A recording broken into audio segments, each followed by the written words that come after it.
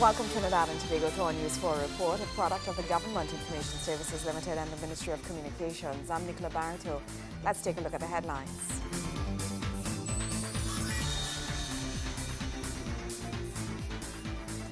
The ceremonial opening of the fourth session of the 10th Parliament of the Republic of Trinidad and Tobago.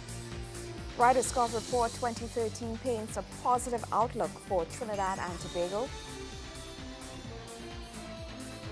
And yet another successful year of Emancipation Day celebrations.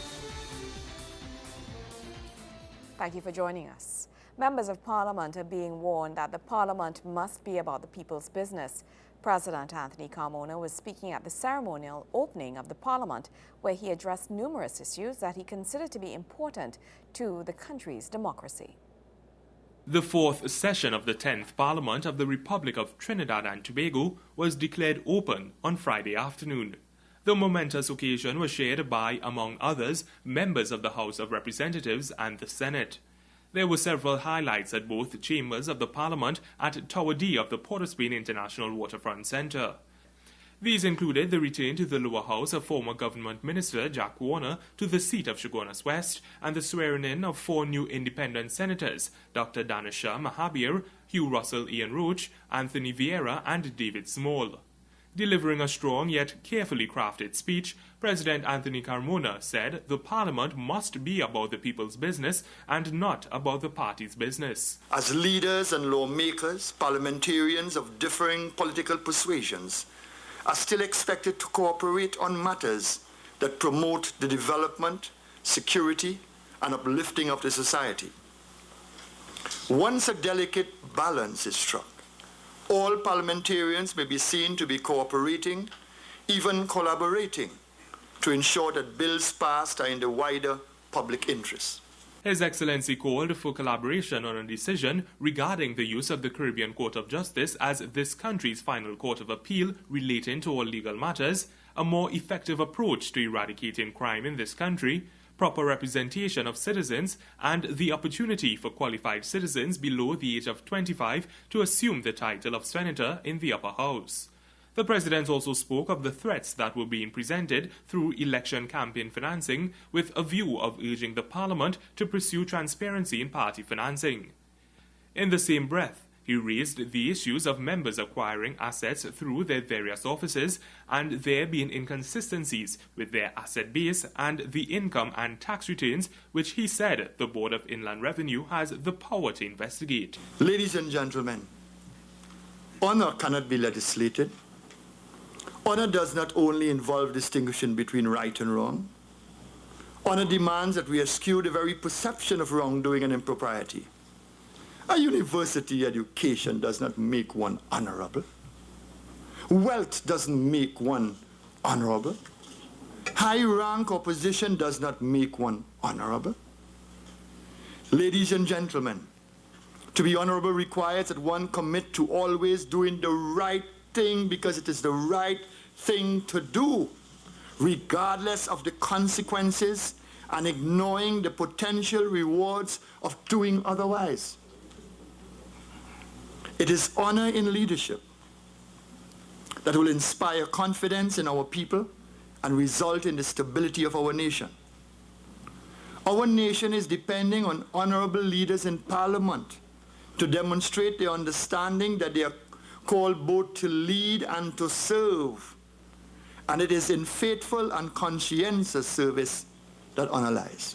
President Carmona called on Parliament to begin at 8 a.m. so that issues can be debated during hours that are as feasible as are important. In closing, he expressed his confidence in a successful session with a renewed vigor by members to serve the country and its people. Nikolai Edwards, News 4.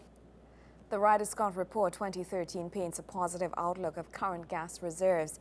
The report was launched at the Hilton Hotel, where Energy Minister, the Honorable Kevin Ramnarine, describes it as an indication of the movement in the upward sector. Coming ahead of the signing of major production sharing contracts as well as the commencement of numerous downstream projects is a 2013 Ryder Scott Report. Results of this year's audit says that gas reserves continue to be stable and stood at 13,106 billion cubic feet. In presenting the report on behalf of the International Petroleum Consultant Company, Herman Acuna says the report represents a balancing between production and available reserves. As we can see, a stabilization of the reserve base despite the large amount of production. We're basically producing about 1.4 TCF per year, and we can see that over the last few years there has been virtually no decline, at least on the proved reserves. This could be a natural balancing between the supply and the demand.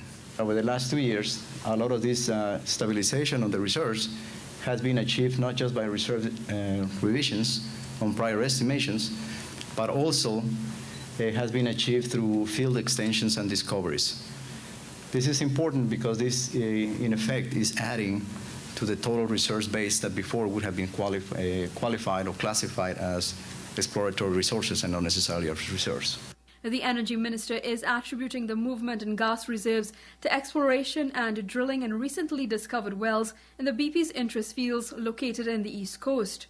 The positive movement of reserves that we experienced in 2012 was due mainly to upward revisions from BPTT, arising from the drilling of the Savinet 4 well, which resulted in new field discoveries, and is also as a result of new field discoveries, remapping and re-evaluating of the petrophysical data and so on for Seret and Juniper.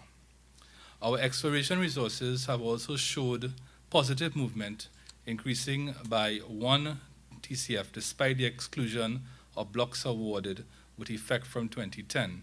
In this regard, Ryder Scott did not take into account blocks NCMA 2, NCMA 3, and Block 4B, for which a total of 5 exploration wells are expected in fiscal 2013-2014. Minister Ramnarayan says wells contained in the recent production sharing contracts signed with international oil and gas giant BHP Billiton represented a positive outlook of gas reserves held by the country. When we look at the potential of what was excluded, we see the forward-looking picture for Trinidad and Tobago.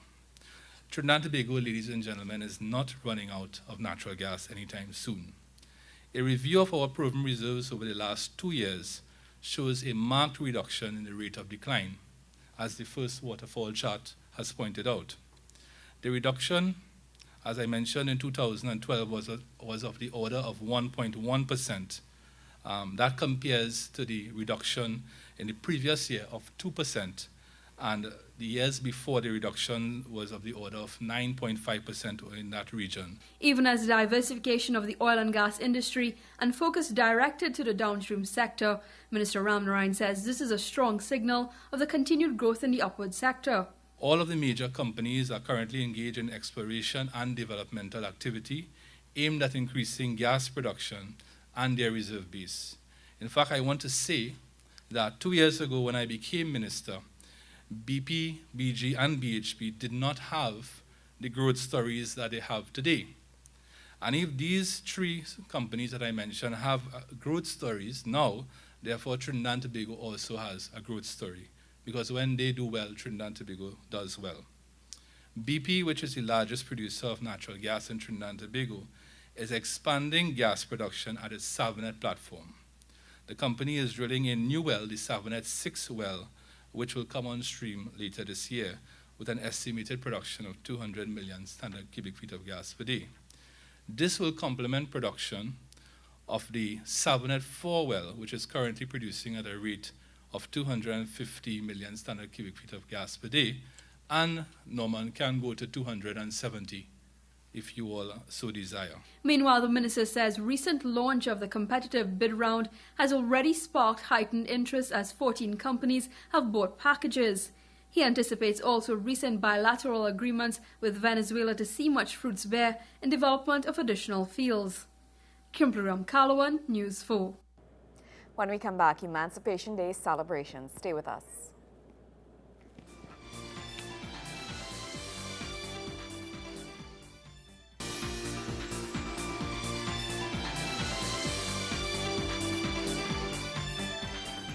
Trinidad and Tobago has seen yet another successful Emancipation Day celebration as the capital city was a venue for the annual Emancipation Day Parade and the Lij Yasu Omawali Emancipation Village. Hundreds of citizens assembled in Port of Spain on Thursday morning for the annual Emancipation Day Parade. Those who arrived at Independence Square were outfitted in their African wear in tribute to their ancestors and the struggles they underwent in the years both pre- and post-emancipation. The outfits were also seen as a link between individuals and the motherland, displaying a true sense of Africanness. Chairman of the Emancipation Support Committee, Kafra Camban, spoke of the relevance of the meeting point opposite the Treasury building where the parade commences each year. Where you are standing there today is where 179 years ago our people gathered after centuries of brutal exploitation.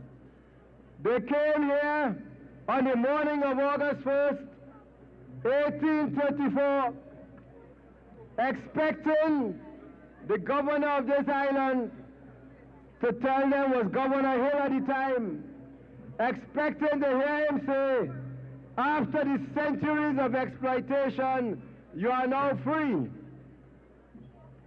Instead of getting freedom, they were told about an extension of slavery under the name apprenticeship. They were told for 6 more years, 45 hours a week, you owe to the very planters who had brutalized you over that long period of time.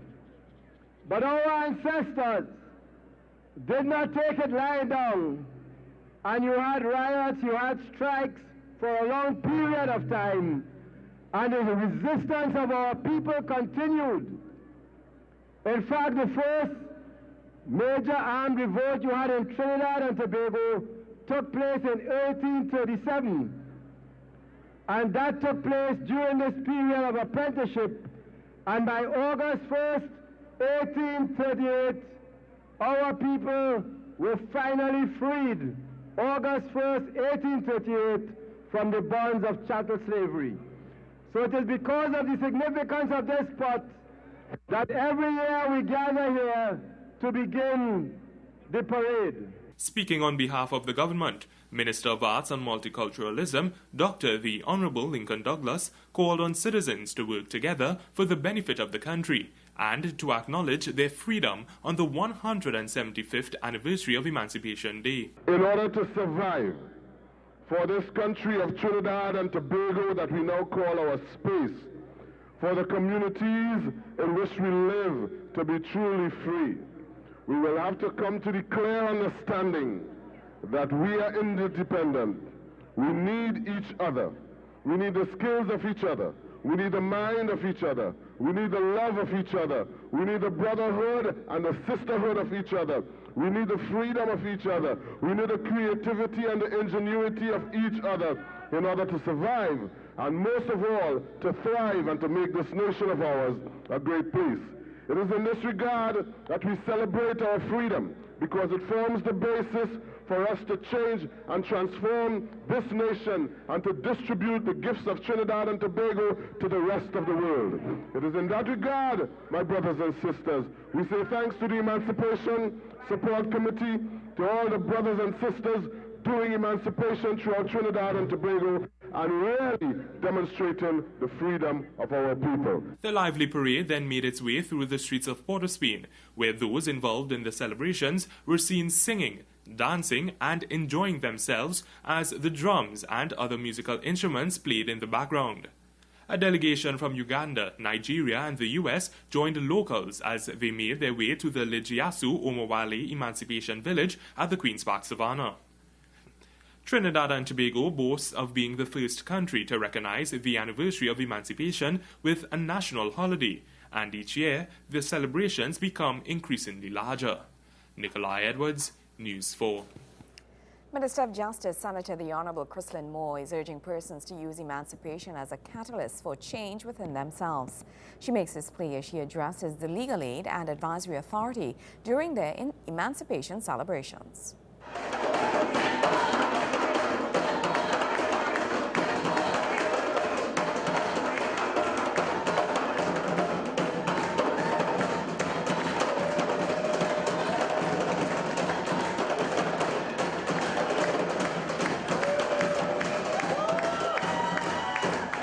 Members of the Legal Aid and Advisory Authority have celebrated emancipation with a cultural get-together at the House of Angostura compound in Laventille.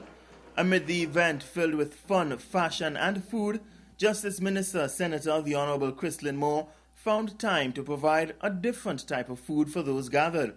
Food for thought. In delivering her emancipation celebration address, Senator Moore explains emancipation is a time when we should ask questions of ourselves.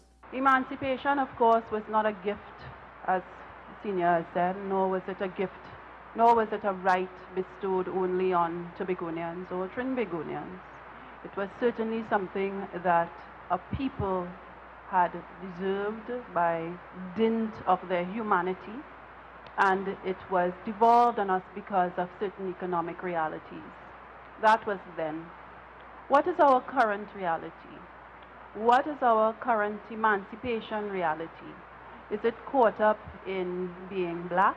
Is it caught up in being free? Is it caught up in being very black? Is it caught up in how we look or what we wear? The Justice Minister is issuing a challenge to all citizens to reflect on the occasion and use it as a catalyst for personal growth and development.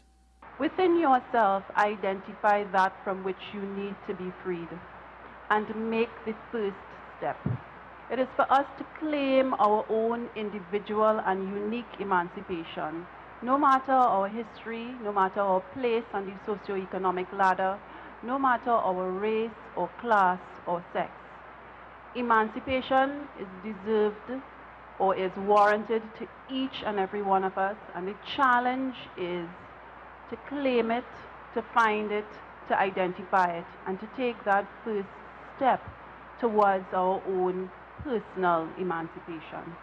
It is time for us to say in our private places and private spaces, from whatever demon or demons that we fight, that freedom come, oh, freedom come. Thank God for freedom. Freedom come. Gregory McBurney, News 4.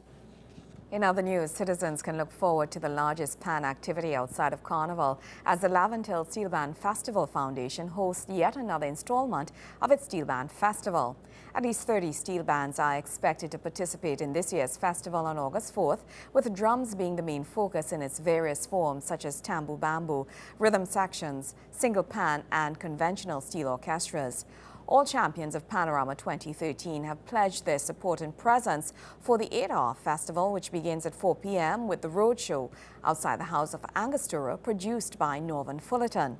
The theme of this year's event is peace and love, and all participating steel bands have agreed to wear white, while organizers are also asking spectators and revelers to follow in similar fashion. Among the many sponsors and supporters of this event are the Office of the Prime Minister, the Ministry of National Security and the Ministry of Community Development. When we come back, our sport report. Stay with us.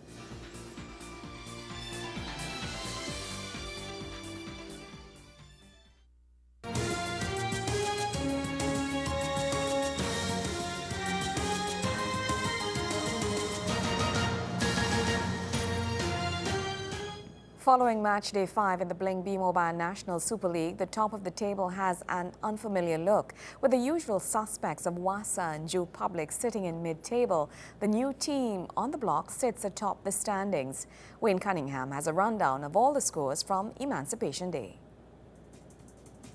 Club Sando is having its best start in its National Super League history as they remain unbeaten following match day 5, which was contested on Emancipation Day. The Southern Football Association squad eked out a 1-0 win over neighbours Siparia Spurs. That goal scored by Keith Williams in the 78th minute to keep them in second spot. At the other end of the table are the men from FC Santa Rosa. They earned their first point for 2013 with a hard-fought draw versus Tobago's 1976 FC Phoenix, but stay in the cellar position. Phoenix are in 8th. Just above them are former champions Joe Public FC, who registered their first win of the season in a high-scoring affair versus Stokely Vale. Tyrone Manning opened the scoring for the Tobago team in the 7th minute, but the Eastern Lions drew level on the stroke of halftime through Richard Innes. 3 minutes following the break, Cavern de Bellotte put them ahead for good. with goals from Jamel Harris and Ellis Diet complementing the score for a 4-2 public win. Manning got the second item in a losing effort, but Stokely Vale stays in the top half of the table. The third Eastern team in the league, Malabar FC, played to a goalless draw with the third team from Tobago, Bethel United. A result which put Malabar in 5th on 6 points and Bethel second from bottom on 2. What was billed as a clash of the day turned out to be a tactical battle between defending champions Wassa FC and Westside Superstars. The team from the north needing a 71st minute item from David Lendor to hand Wassa their third loss of the season with no wins to their credit. They are in 10th with Westside sitting in 3rd, 1 point off the top 2 on 12. Topping the table are debutants Guayo United. The Run La Forêt coach team grabbed their 4th win for 2013 to edge Club Sando for the top spot on goal difference. That win came courtesy a double from the prolific Colin Hughes on either side of a strike from Marvin Manswell of Real Maracas FC to give the Eastern Counties team a 2-1 win and put them on joint 13 points with Sando. Despite Wassa's poor form, the match to watch on Sunday will surely be at the Guayaguari Recreation Ground, where the home team takes on Wassa at 4 p.m.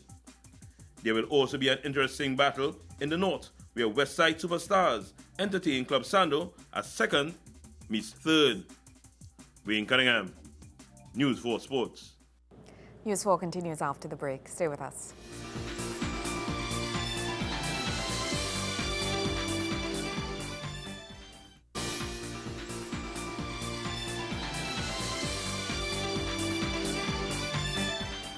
Cabinet has taken a decision to sponsor an ICT conference to be held in this country next week. The conference is expected to bring tremendous benefits to Trinidad and Tobago and the Caribbean.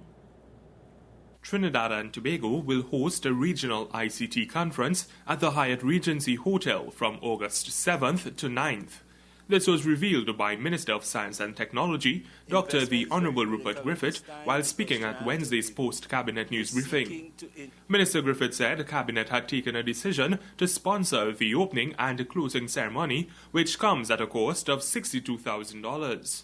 The conference is a joint effort by the Caribbean Telecommunication Union and the International Telecommunication Union, which is a sub-organization of the United Nations. This is a very significant conference because Trinidad and Tobago, as you know, is taking the lead as far as telecoms development is concerned. We are now a center of excellence for many areas, particularly ICT-based community access centers, broadband development, and a host of others of which we are providing leadership. Also in the form of telecom legislation, such as the cybercrime legislation and several other pieces of legislation. So it is very timely for us to host this conference in Trinidad and Tobago. Minister Griffith listed several objectives of the conference, which is expected to redound to the benefit of Trinidad and Tobago and the region as a whole.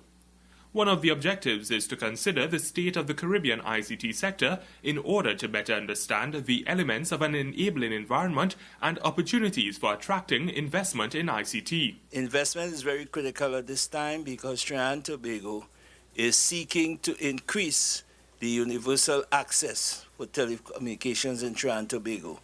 We rank about 64% penetration right now, and our plans would suggest that we would have about 98% by the year 2015-2016. And what that means is building out the broadband development, such as the various ICT operations, telecommunications operations, to facilitate this development.